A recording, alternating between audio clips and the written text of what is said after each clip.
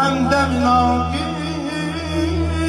Ne bir selam gelir indi, ne salam alır.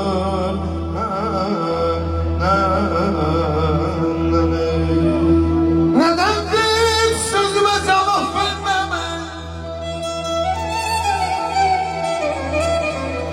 hem zaman gözlerimi göstermemek, geceler gözlerin kabi görmemek, alçıyanlar güzü mestan edendir biz.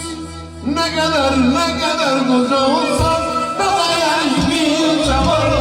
Şöyle bir cevabı, yaşlı demel bir cevabı, kurban eder bir cevabı. Bağlı canım ben. Gel olur gel yanıma gel, canım gel yanıma gel. Kuzum ben ölmem gel, Kuzum gel yanıma, yüreğim elimden yapamam. yakşı demerim ben yamama, kurban ederim ben canım. Bağlı kulumu canım ben.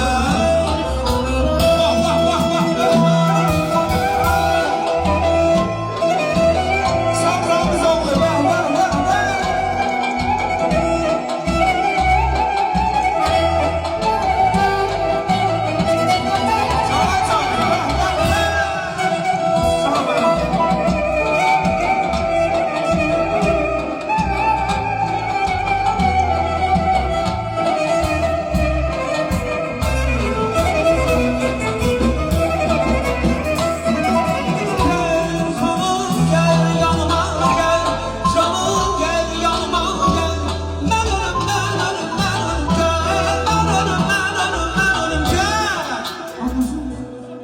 Kızım gel yanıma, canımı veririm ben canıma, yakşı demerim ben yamama, kurban ederim ben canıma, bağlı kulumu canıma.